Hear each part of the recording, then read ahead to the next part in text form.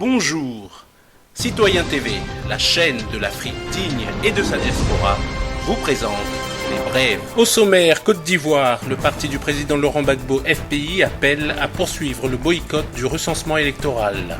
Samba David sur Afrique Média TV, Cameroun par Luc Michel, et pour finir, actualité en France.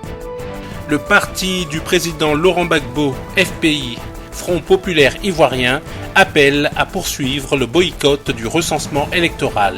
Le FPI, conduit par Aboudraman Sangaré, a appelé mardi ses militants à poursuivre le boycott du recensement électoral qui a été prolongé d'une dizaine de jours depuis le 1er juillet 2015. Le Front populaire ivoirien FPI appelle ses militantes et militants, les patriotes et les démocrates de tous bords, en un mot, le peuple de Côte d'Ivoire, à poursuivre le boycott de toutes les activités initiées et entreprises par l'actuelle CEI, Commission électorale indépendante, la structure en charge d'organiser l'élection présidentielle d'octobre 2015. Le FPI, parti du président Laurent Gbagbo, entend utiliser tous les moyens démocratiques et légaux pour mener à bien l'exécution de ce nouveau mot d'ordre de boycott sur l'ensemble du territoire national et exiger la mise en place d'une CEI consensuelle, équitable et impartiale, ainsi que l'établissement d'une nouvelle liste électorale consensuelle. Attendu que le schéma de Dramane Ouattara, parfaitement cynique, a pour but de confiner ses adversaires dans un rôle d'accompagnement et de légitimation d'une dictature. Le FPI exige un processus électoral consensuel. En outre, Dramane Ouattara n'est pas concerné par l'élection présidentielle de 2015 parce que frappé par l'arrêt de la Cour suprême de 2000. Tout de suite, intervention de Samba David sur Afrique Média TV. Je pense qu'il va falloir dépassionner le débat. Il va falloir dépassionner le débat. Semi Seba s'est expliqué. Mais ce ne sont pas ces Ivoiriens-là qui ont parlé tout à l'heure, qui vont recevoir la candidature. Les Ivoiriens sont témoins d'un fait historique. Les Ivoiriens sont témoins d'un fait historique. C'est qu'en 2000, il y a eu des dépôts de candidature en Côte d'Ivoire. Et Tiakoné a dit aux Ivoiriens en son temps que ce monsieur n'était pas éligible pour telle raison. La Constitution, elle est encore là et elle est la base de toute élection, de toute compétition électorale dans notre pays. Est-ce qu'il va falloir encore aller d'arrangement à arrangement? Je pense que non. On avait dit que c'est Lidas Makoussi et Ouagadougou qui avaient imposé, c'est-à-dire qui avaient fait fi de la Constitution en acceptant cette candidature. Aujourd'hui, il n'y a pas de crise en Côte d'Ivoire. Aujourd'hui, il n'y a pas de guerre en Côte d'Ivoire. Alors, on reprend les tests du pays. Qu'est-ce que les tests disent? Voilà. Et je rentre dans le développement de mon ami et frère Semi Seba. Non, c'est les hommes politiques qui, pendant leur campagne, pourront attaquer Ouattara sur sa gouvernance, sur son mandat passé, sur les ratés. Et nous, par exemple, qu'est-ce qui a permis la création de la CNC? La coalition des indignés étant une structure de la société civile, a pu faire l'analyse critique de la gestion de l'Assemblée Ouattara. Et ce qui aujourd'hui nous a mis ensemble avec des mouvements politiques pour dire nous nous croisons au carrefour du changement. Pourquoi? Parce que l'Assemblée Ouattara a échoué lamentablement de réconcilier les Ivoiriens. Il nous avait promis cela. Pourquoi? Parce qu'il a promis, là il a réussi, il a promis de nous étonner. Il dit j'étonnerai le monde entier. Effectivement, quand il est arrivé au pouvoir, il a étonné le monde entier. Pourquoi? En arrêtant tous les opposants, en les mettant en prison, ça nous a étonnés. Il nous a promis des hôpitaux et des universités. Aucun hôpital, aucune université n'a poussé le sol. Là, il nous a encore étonnés. Il a promis la démocratie, la liberté d'expression. Quand il est arrivé, c'est la société civile. C'est-à-dire moi, j'ai suis le premier cobaye à être jeté en prison. Pendant au moins 5 fois, à chaque fois que j'ai voulu m'exprimer. Là, il nous a encore étonnés. Sur ce plan-là, ça nous a amené à créer une coalition nationale pour le changement. Parce que nous voulons le changement. Mais en ce qui concerne l'organisation des élections dans notre pays, il y a quand même des textes.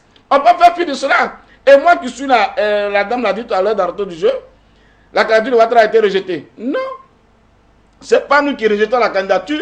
La CNC a posé des conditions pour aller aux élections. Vous verrez que dans nos conditions, on n'a pas parlé de son éligibilité. Nous avons dit, le premier objectif, la CNC, la réconciliation nationale. La réconciliation nationale. Nous avons dit au deuxième point, les conditions d'élection justes, transparentes. Au troisième point, le strict respect de la Constitution. On vient aux élections, voilà ce que nous pouvons comme l'amélioration des conditions de vie des Ivoiriens, la création des conditions de la victoire de la coalition et repenser la Côte d'Ivoire et ensuite libérer tous les prisonniers politiques si nous voulons aller aux élections. Ça, ce sont nos exigences. Ça dit, nous voulons aller aux élections, mais voilà ce qu'on demande à Ouattara. Nulle part, la CNC, qui est un mouvement désormais politique, n'a dit à Ouattara, non, tu n'es pas éligible. Ce n'est pas à nous de le dire. Nous disons de respecter la Constitution. Alors, quand la Constitution dit, c'est là que nous attendons tout le monde. Alors, il faut dépasser le débat. Nous voulons aller aux élections. Mais pour aller aux élections, nous avons nos conditions. Nous disons qu'il va falloir dissoudre la CEI parce qu'elle n'est pas crédible. Elle n'est pas indépendante.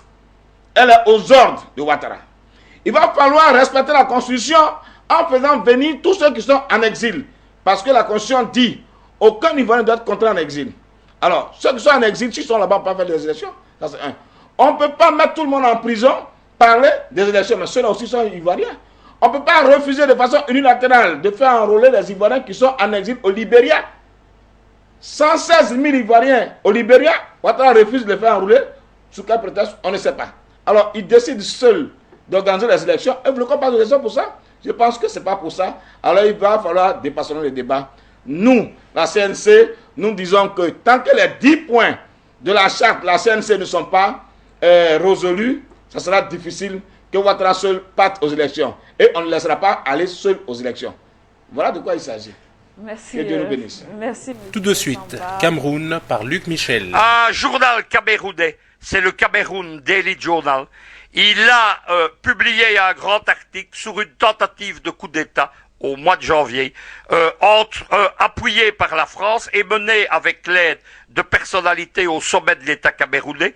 Le chef d'État qui aurait dû remplacer Paul Biya, il est en prison actuellement, c'est Marafa Hamidou Yahya. Il est en prison évidemment pour des affaires de détournement et de corruption.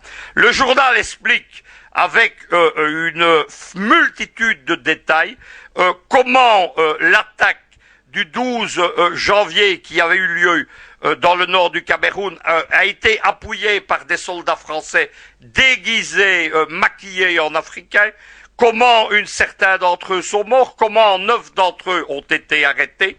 Le scénario était mené avec des éléments de l'ex-Séléka et il s'agissait d'ailleurs de refaire le coup qui avait conduit la Séléka au pouvoir en Centrafrique, avec le merveilleux résultat qu'on connaît, puisque ça a été ensuite la guerre civile, les guerres religieuses et ethniques, et que le pays est toujours déstabilisé. Lorsque l'on voit cette affaire, qui, précisons, le Bachir ne s'appuie pas seulement sur les dires d'un journal camerounais, mais sur des déclarations de nombreux médias nigérians qui reprennent ceux de quelqu'un d'important, c'est le porte-parole du ministère de la Défense du Nigeria, notamment le journal nigérian This Day en a longuement parlé, et qui explique cette affaire donc des Français dans une tentative de coup d'État. On dit donc que la raison de la visite de Hollande, c'est d'obtenir leur libération. On se rappellera que l'arrogant ministre des Affaires étrangères français Fabius avait évidemment exigé leur libération par la voie diplomatique. On rappellera quand même quelque chose à nos chers confrères du Monde, mais aussi aux téléspectateurs. Lorsqu'on a affirmé tout ça sur le plateau d'Afrique Média, Afrique Média a été accusé de mentir, d'être complotiste. Certains esclaves de rédaction et certains esclaves de maison, ils sont nombreux en Afrique. Ceux qui regrettent le fouet et le colon, eh bien, ont violemment attaqué sur de nombreux sites camerounais, Afrique Média, accusés de semer la haine vis-à-vis de la France. C'est toujours ce que dit le Monde. Eh bien, ici, on a la preuve que Afrique Média n'inventait pas les choses, mais qu'elle disait tout simplement la vérité. Et ce n'est pas tout apparemment. Alors par là, nous sortons. Il y a un second dossier, vous me le disiez il y a quelques secondes, un second dossier où l'ambassade de France serait impliquée. Il n'y a pas que cette affaire, il y en a d'autres qui sont liées toujours dans le domaine occulte, à l'affaire Boko Haram, c'est-à-dire il y a notamment les 2 containers d'armes saisis sur le port de Yaoundé, dans lequel est impliquée l'ambassade de France au Cameroun et la très distinguée Madame Robichon. Il y a dans toute cette affaire, évidemment, l'ombre d'une Franc-Afrique dont on nous a juré qu'elle n'existait plus et dont Sarkozy, aussi bien que Hollande, nous ont dit que si elle n'existait plus, elle devait disparaître. La France-Afrique, précisément, Bachir, ça a été ce mélange d'interactions exécuté par Foccart pour la 5e République française, entre l'action de l'armée française, l'action de la diplomatie, l'action des grands groupes économiques, Elf, Total, Areva, mais aussi les réseaux barbouzards. Il y a un livre qui est sorti, j'en parle souvent parce qu'il est remarquable, sur la naissance des réseaux Foccart entre 1960 et 1975. C'est intitulé, et c'est symbolique, c'est aux éditions du moment, c'est intitulé évidemment La fabrique des barbouzes, les réseaux Foccart. Tout est dit là-dedans. On est encore, malheureusement, 55 ans après 1960, au milieu des barbouzeries de la France-Afrique, lorsqu'on étudie le dossier du Cameroun. On comprend donc pourquoi ici François Hollande a fait profil bas, pourquoi il a reconnu du bout des lèvres la sale guerre coloniale qui a été menée par la France contre les militants de l'Union des populations du Cameroun, contre les nationalistes camerounais qui voulaient l'indépendance, avec des centaines de milliers de morts, avec de nombreux déportés, avec tout ce qui accompagne les sales guerres coloniales, quelles qu'elles soient, celle de la France, celle du Portugal, celle de la Grande-Bretagne, celle de la Belgique. Merci Luc Michel pour ces éclairages que vous nous apportez, en tout cas avec des rappels qui justifie parfois les positions de certains panélistes d'Afrique Média qui voient en la lutte contre Boko Haram une sorte de complot extérieur. Et pour finir, actualité en France. Société, un sondage met à mal les restrictions en matière de libertés publiques et individuelles. Selon une étude réalisée par l'Institut Via Voice par l'intermédiaire de sa très libérale revue Civique, près de 3/4 des Français estiment que les interdits sont trop nombreux dans leur quotidien. Parmi les personnes interrogées, 35% dénoncent particulièrement les contraintes liées à la sécurité routière, plus perçues comme un racket organisé que comme une véritable politique de prévention. Autant dire que la récente loi sur l'interdiction des oreillettes au volant n'arrangera pas le sentiment général. Autre restriction montrée du doigt, les incitations en matière de consommation, qu'il s'agisse du tabac, de l'alcool ou de l'alimentation, dénoncées par 29% des sondés. Viennent ensuite les écoutes et autres outils dits de vidéosurveillance, cités par 25% des personnes. Et pour finir, la police sur Internet, que déplorent 14% d'entre elles. Des contraintes aussi mal aimées qu'inefficaces. D'après les résultats de sondage, 45% des Français estiment que les interdits donnent justement envie de faire le contraire de ce qui est demandé et 48% jugent qu'ils sont purement contre-productifs. Ainsi, plus de 80% des sondés pensent que ces restrictions favorisent le travail au noir et l'économie souterraine. Pour François Miquet-Marty, président de Via Voice, il existe un malaise, voire une exaspération, notamment chez les plus modestes, face à des messages à sens unique de la France d'en haut vers celle d'en bas. Le point de rupture semble désormais atteint et il apparaît difficile de poursuivre ce train de réglementation qui, pour ne rien arranger, vient s'ajouter sur le plan politique à une série de lois mémorielles et anti-discrimination qui restreignent dangereusement la liberté d'expression.